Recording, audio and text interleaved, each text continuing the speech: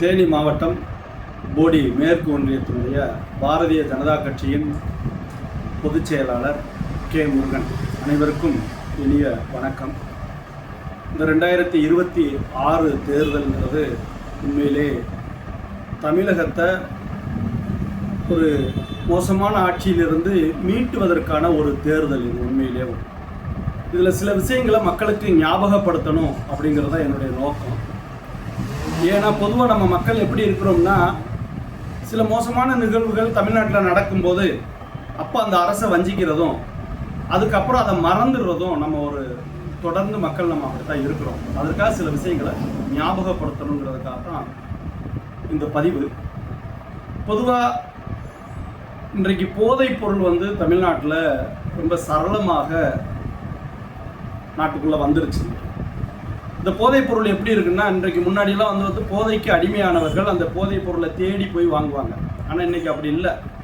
இந்த போதைப் பொருள் அதை ஒரு மறு மதிப்பீடு செஞ்சு அதை ஒரு மிட்டாய் வடிவத்தில் ரொம்ப கலராக கொண்டு வந்து சும்மா ₹1 ₹2 கூட கிடைக்கக்கூடிய அளவில் பெட்டி கடையில் விற்கக்கூடிய அளவுக்கு இன்றைக்கி வந்துருச்சு. அதனால் நம்மளுடைய மக்கள் அனைவருமே, குறிப்பாக இந்த தாய்மார்கள் என்ன நினைக்கணும் அப்படின்னோம்னா, நம்ம குழந்தைகள் இது போதைப் பொருள் தான் தெரியாமல் ஏதோ கலராக இருக்கிற மிட்டாயினால் அதனால் ஒரு கவரப்பட்டு அதை சாப்பிட்டு அதனால் போதைக்கு அடிமையாகக்கூடிய ஒரு அபாயகரமான சூழ்நிலை இருக்குது தமிழ்நாட்டில். இதில் எதற்காக இந்த திராவிட மாடல் ஆட்சியில் அதிகமாக இதை செய்கிறாங்க அப்படின்னா, இந்த நாட்டை தொடர்ந்து அவங்க குடும்பம் மட்டுமே ஆளணும் அப்படிங்கிற ஒரு நோக்கம். கலைஞர், அதற்கப்புறமாக ஸ்டாலின், அதற்கப்புறமாக உதயநிதி, அப்புறம் இன்பநிதி, இப்படி தொடர்ந்து அவங்களுடைய நிதிகளே இந்த தேசத்தை ஆள வேண்டும், இந்த தமிழ்நாட்டை ஆள வேண்டும் அப்படிங்கிற ஒரு நோக்கத்திற்காக போதைக்கு நம்ம எல்லாருமே அடிமையாயிட்டோம் அப்படின்னோம்னா, கிட்டத்தட்ட அவங்க கொடுக்குற அந்த இலவசத்தில் மயங்கி நம்ம ஒரு சரியான அரசை தேர்ந்தெடுக்க மாட்டோம், தொடர்ந்து அவங்க குளிர்காயலாம் அப்படிங்கிற நோக்கத்தில் தான் இன்றைக்கி இந்த போதைப் பொருள் இவ்வளோ தூரத்துக்கு புழங்கிக்கிட்டு இருக்கு அப்படிங்கிறத நம்ம எல்லாருமே சற்று உணரணும். அடுத்ததாக, பெண்களுக்கு பாதுகாப்பு இல்லை அப்படிங்கிற ஒரு விஷயம் பார்த்தீங்கன்னா, பொதுவாக எல்லா நேரங்கள்லையுமே இந்த பெண்கள் கற்பழிக்கப்படுகிறது அப்படிங்கிற ஒரு நிகழ்ச்சி நடக்கிறது, அந்த கொடூரமான நிகழ்வு நடக்கிறது தான். அதற்கு ஒரு அரசை நம்ம குறை சொல்லலாமான்னா எங்கேயோ ஒன்று நடக்கும். ஆனால் நான் ஏன் இந்த நிகழ்வு அனைத்துக்குமே இந்த அரசை நான் குறை சொல்கிறேன்னா, நம்மளுக்கெல்லாம் தெரியும், அண்ணா யூனிவர்சிட்டியில் ஒரு மெரிட்டில் வந்த ஒரு குழந்தை டாப் ஸ்கோர் பண்ணி அது அண்ணா யூனிவர்சிட்டியுடைய கேம்பஸ்குள்ளே அதற்கு இடம் கிடச்சி அது படிக்கிற ஒரு குழந்தை திராவிட முன்னேற்ற கழகத்தினுடைய நிர்வாகியினால் சீரழிக்கப்பட்டான். அதுதான் நீங்கள் முக்கியமாக உணர வேண்டியது. என்னன்னா, ஏதோ ஒரு காமக்கொடூரனால் சீரழிக்கப்பட்டான் அப்படிங்கிறத விட திராவிட முன்னேற்ற கழகத்தை சேர்ந்த ஒரு நிர்வாகியினால், அந்த நிர்வாகியை கூட ஒரு வார காலத்திற்கு அவரை கைது செய்கிறதுக்கு இந்த திராவிட மாடல் அரசுக்கு துப்பு இல்லை. மதிப்பிற்குரிய பாரதிய ஜனதா கட்சியினுடைய மாநில தலைவர் அண்ணாமலை அவர்கள் அவருடைய IPS மூளையை வச்சு கண்டுபிடிச்சதின் பேரில் தான் வேற வழியே இல்லாமல் அவங்கள அரெஸ்ட் பண்ணாங்க. அதையும் கூட இன்னைக்கு ஜெயிலில் எந்த அளவில் சொகுசாக இருக்கிறாங்கன்றது நமக்கெல்லாம் தெரியாது. ஆகையினால நம்மளுடைய பெண்களை பாதுகாப்பதற்காக, நம்மளுடைய சந்ததிகளை, வருங்கால சந்ததிகளை பாதுகாப்பதற்காக நம்ம இந்த வாக்கை திராவிட முன்னேற்ற கழகத்துக்கு நேர் எதிராக செலுத்த வேண்டும். ஏன்னா இதில் கூட சில பேருக்கு இந்த சமுதாய ரீதியாக தன் சமுதாயத்தை சேர்ந்த ஒரு வேட்பாளரை தேர்ந்தெடுக்கணும்னு கூட தமிழ்நாட்டில் நிறைய மக்கள் நினைக்கிறாங்க. இது ஒரு பெரிய தவறான ஒரு விஷயங்கிறத நம்ம புரிஞ்சுக்கணும். ஏன்னா இப்போ என்னுடைய சமுதாயம் சார்ந்து ஒருத்தர் இங்கே நிற்கலாம், அவர் திராவிட முன்னேற்ற கழகத்தினுடைய ஒரு வேட்பாளராக கூட நிற்கலாம். ஆனால் நாளைக்கு என்னுடைய குழந்தை, ஒரு பெண் குழந்தை அண்ணா யூனிவர்சிட்டிலையோ கோயம்புத்தூர்லேயோ மதுரையிலையோ படிக்க போகும்போது இது மாதிரி ஒரு சீர்கெட்ட ஒரு நிர்வாகியினால், திமுக நிர்வாகியினால் ஒருவேளை சீரழிக்கப்பட்டால் அன்றைக்கு இந்த சமுதாயத்தை சேர்ந்தவர்னு விட போகிறதில்ல. அதை புரிஞ்சுக்கணும். நம்மளுக்கு நாட்டுப்பற்று தான் இருக்கணும், அதுக்கப்புறம் தான் சமுதாயப்பற்று வரணும். ஆக என்னுடைய குழந்தை நாளைக்கு இந்த தமிழ்நாட்டில் வாழ்கிறதுக்கான ஒரு சூழல், இந்த நிலப்பரப்பு ஒரு பாசிட்டிவான சூழலில் இருக்கணும் அப்படின்னா நான் கண்டிப்பாக திமுகவுக்கு ஓட்டு போடக்கூடாது. அப்படி திமுகவுக்கு நான் ஓட்டு போட்டால் உறுதியாக என் குழந்தை மேலே எனக்கு பற்று இல்லை, என்னுடைய குழந்தையினுடைய எதிர்காலத்தின் மேலே எனக்கு பற்று இல்லைன்னு அர்த்தம். அது மட்டும் இல்லை, இன்னைக்கு அந்த குழந்தை மட்டும் இல்லை, கிட்டத்தட்ட 2 வயது குழந்தை முதல் 60 வயது மூதாட்டி வரைக்கும் இன்னைக்கு சீரழிக்கப்படுறாங்க. ஆனால் இது கூடிக்கிட்டே போகுது, சட்டம் ஒழுங்கு சரியில்லை. அந்த சமீபத்தில் கூட ஒரு 2 வயது குழந்தை சீரழிக்கப்பட்டாங்க. யோசிச்சு பார்க்கணும், அந்த குழந்தையை பெற்ற தாய், அவள் பெற்றதனால் அவளுக்கு ஏற்பட்ட அந்த வலி குறையிறதுக்கு முன்னாடியே, அந்த புண்ணு ஆறுறதுக்கு முன்னாடியே அந்த குழந்தை சீரழிக்கப்படும். அப்போ இந்த அரசு நீடிக்கணுமா? இந்த அரசு மீண்டும் வந்தால் இந்த தமிழகம் எந்த அளவுக்கு ஒரு மோசமான நிலையை சந்திக்கும் அப்படிங்கிறத நம்ம புரிஞ்சுக்கணும். அதுக்கடுத்து முக்கியமான விஷயம் என்னன்னா, கோவில் இந்துக்களுடைய ஸ்தலங்கள்லாம் பார்த்தீங்கன்னா இடிக்கப்படுவது மட்டும் இல்லாமல் அந்த கோயிலில் நடத்த வேண்டிய எந்த நல்ல காரியத்தையுமே செய்கிறதில்ல. எடுத்துக்காட்டாக திருப்பரங்குன்றம் மலை உச்சியில் கோர்ட் ஆர்டரே இருந்தது, அங்கே விளக்கேற்றலாம். அதற்கு இந்த திராவிட மாடல் அரசு யாரையோ சரி பண்ணணும் அப்படிங்கிற ஒரு நோக்கத்துக்காக, சிறுபான்மையினர் ஓட்டை நம்ம கொஞ்சம் கூட குறைவில்லாமல் பெறணும் அப்படிங்கிற ஒரு நோக்கத்திற்காக இந்த திராவிட மாடல் அரசு அந்த வேலையை செய்யலை. கோர்ட்டுடைய ஆர்டரை அவங்க அவமதிச்சிட்டாங்க அப்படிங்கிறது தான் உண்மை. ஆனால் நம்ம இந்து மக்கள்லாம் நம்ம என்ன நினச்சிட்டு இருக்கிறோம்னா, கோவிலுக்கு போய் பத்தி பொருத்தி சூடம் ஏற்றியாச்சுன்னா இது பக்தி அப்படின்னு நம்ம நினச்சிட்டு இருக்கோம். இது ஒரு மிகப்பெரிய தவறு. ஏன் இந்த திராவிட மாடல் அரசு இந்துக்களுக்கு மட்டும் விரோதமாக செயல்படுது அப்படின்னா, நாம் பிரிஞ்சு கிடக்கிறோம். நாம் பிரிஞ்சு கிடக்கிறதுனால ஒரு சிலர், அதாவது இந்துக்கள் ஒரு 100 பேர் இருக்கிறாங்கன்னா ஒரு 25% தான் இந்து கோயிலுக்கு இவ்வளவு அராஜகம் நடக்குது அப்படிங்கிறத யோசித்து அவர்களுக்கு எதிராக வாக்களிக்கிறாங்க. மிச்ச 25% இதை பற்றி யோசிக்கிறதே கிடையாது. மிச்ச 50% இந்த நிகழ்வுகளை பற்றி யோசிக்காமல் நான் காலகாலமாக திமுகவில் இருக்கிறேன் அப்படிங்கிற ஒரு காரணத்துக்காகவும் சில இலவசங்களுக்காகவும் வாக்களிச்சிடுறாங்க. ஆனால் அதே இது சிறுபான்மையினர் பார்த்தீங்கன்னா அவங்க ஒட்டு மொத்தமாக ஒரே முடிவு எடுக்கிறாங்க. நம்ம இந்துக்களும் அது மாதிரி நம்மளுக்கு விரோதமான அரசை நான் ஆதரிக்க மாட்டேன் என்று ஒரு ஒட்டுமொத்தமான ஒரு முடிவு எடுத்தோம்னா கண்டிப்பாக இவங்கெல்லாம் திருந்துவாங்க. இன்னைக்கு திருப்பரங்குன்ற கோயிலில் மலை உச்சியில் விளக்கேற்றணும் அப்படிங்கிறது எவ்வளவு பெரிய நல்ல விஷயம், அது கோவிலுக்கான நல்ல விஷயம் உண்மையிலே. ஆனால் அந்த அறநிலையத்துறையை, கோயிலை நிர்வகிக்கிற அறநிலையத்துறையை இதுக்கு எதிராக செயல்படுது.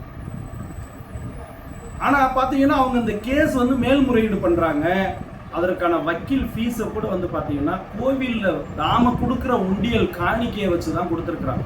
அப்போ நம்ம சிந்திக்கணும், நம்ம காசு எடுத்து நம்மளுக்கு எதிராக செயல்படுறாங்கன்றத நம்ம சிந்திக்காததுனால தான் இன்னைக்கு நாடு இந்த நிலையில் இருக்குது அப்படிங்கிறத நம்ம புரிஞ்சுக்கணும். உண்மையிலே நம்ம யோசிக்கணும்.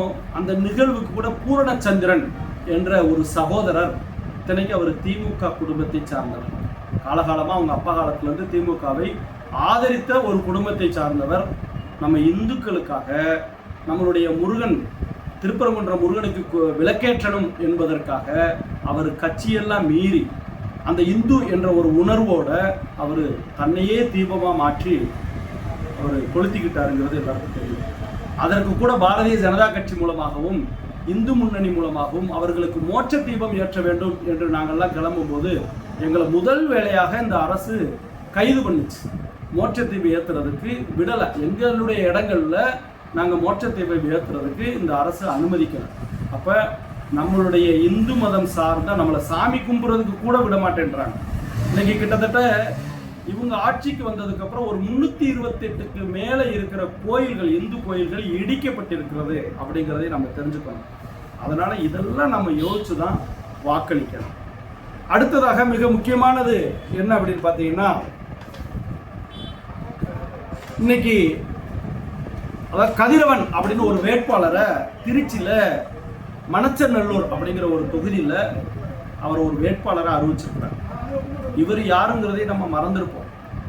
இவரும் ஒரு வருட காலத்திற்கு முன்பாக திருச்சியில் இருக்கிற அந்த மருத்துவமனையில் ஏழை எளிய மக்களை கிட்னியை திருடினவங்க தான் இவங்க. ஒரு கிட்னி திருடனுக்கு அன்னைக்கும் அதற்கும் மதிப்புமிகு பாரதிய ஜனதா கட்சியினுடைய முன்னாள் மாநில தலைவர் அண்ணாமலை அவர்கள் தான் குரல் கொடுத்தார். அப்படி ஒரு கிட்னி திருடனவனை இன்னைக்கு வேட்பாளராக அறிவிச்சிருக்கிறார். ஆக நம்ம யோசிக்கணும், இன்றைக்கி வேட்பாளர் எப்படி இருக்கிறாங்க. அதாவது இந்த திராவிட மாடல் அரசு இந்துக்களுக்கு எதிராக இருக்குது. போதைப் பொருளை ரொம்ப சுலபமாக சரமாரியாக இந்த நாட்டில் வந்து புழங்க விடுறாங்க, கோயிலை இடிக்கிறாங்க, கிட்னி திருடுற ஒரு அயோக்கியனை வேட்பாளராக்கி இன்னும் மேலும் நீ திருடுற அப்படின்றாங்க. அப்போ இந்த திராவிட மாடலுடைய அரசு என்னன்னா, தவறுகளை செய்து சம்பாதித்த பணத்தை மொத்தமாக கொடுப்பவர்களுக்கு ஆளுவதற்கான எம்எல்ஏ ஒரு சட்டமன்ற உறுப்பினர் ஆவதற்கான ஒரு விஷயத்தை அவங்க செய்கிறாங்கங்கிறத நம்ம புரிஞ்சுக்கணும். ஸோ இவங்கெல்லாம் நாளைக்கு ஜெயிச்சு ஒருவேளை நடக்காது, ஒருவேளை இந்த திராவிட முன்னேற்ற கழகம் பெரும்பான்மையாக வெற்றி பெற்று மீண்டும் தமிழ்நாடு அவங்க கைக்கு போனால் எவ்வளவு மோசமான சூழல் நடக்கும். ஏற்கனவே 10 ஆண்டு காலம் அவங்க ஆட்சியில் இல்லை, ஆட்சியில் இல்லாமல் கொடுத்ததுக்கே வந்து பார்த்தீங்கன்னா திருப்பி ஒரு தடவை கொடுத்துட்டாங்க, இதை சரியாக தக்க வச்சுக்கணும் அப்படிங்கிற ஒரு எண்ணம் இல்லாமல் முழுக்க முழுக்க தேசத்துக்கு விரோதமான செயலவே செய்கிற இந்த திமுக அரசு மீண்டும் ஆட்சிக்கு வந்தால் மறுபடியும் எங்களுக்கு கொடுத்துட்டாங்க இந்த மக்களை ஈஸியாக ஏமாற்றிடலாம், நாம் திருந்த வேண்டியது இல்லை அப்படின்னு சொல்லி இந்த அராஜக போக்கு ரொம்ப அதிகமாக மாறும் என்பதை நாம் மறந்துவிடக்கூடாது. அது மட்டும் இல்லை, இன்னைக்கு பொருளாதார ரீதியாக நம்ம பார்த்தா கூட தமிழ்நாட்டை வெறும் 4 லட்சம் ரூபாய் கடனில் இருந்த இந்த தமிழ்நாடு இன்றைக்கு 10.5 கோடி லட்சம் ரூபாய் இன்னைக்கு வந்து கடலில் இருக்குது.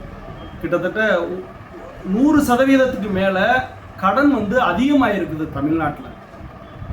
ஆனால் இவங்களுடைய அந்த பொருளாதாரம், இவங்க குடும்பத்தினுடைய பொருளாதாரம் மட்டும் இன்னைக்கு ஆசியாவிலே ஒரு முதல் பணக்காரர் அப்படிங்கிற ஒரு சூழ்நிலைக்கு அளவுக்கு இவங்க வந்து போய்கிட்டே இருக்காங்க.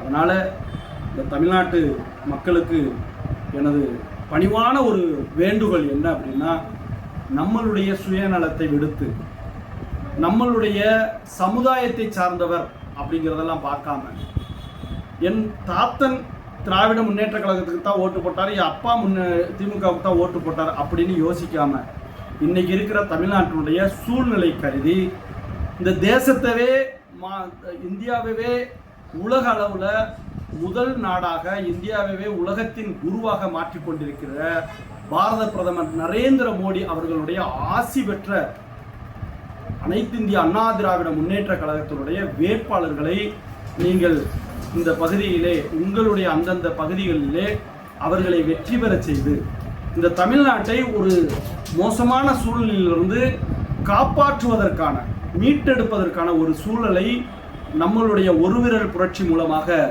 செய்து தமிழ்நாடு முழுக்க பெருவாரியான இடங்களில் அனைத்து இந்திய அண்ணா திராவிட முன்னேற்ற கழகமும், அதாவது தேசிய ஜனநாயக கூட்டணியினுடைய அனைத்து வேட்பாளர்களும் வெற்றி பெற்று மாண்புமிகு முன்னாள் முதல்வர் எடப்பாடி அவர்கள் முதலமைச்சராக அரியணையிலே ஏற வேண்டும் என்ற ஒற்றை நோக்கத்தோடு இந்த தேர்தலை நாம் சந்திக்க வேண்டும். இந்த தேர்தலிலே நாம் வாக்களிக்க வேண்டும்.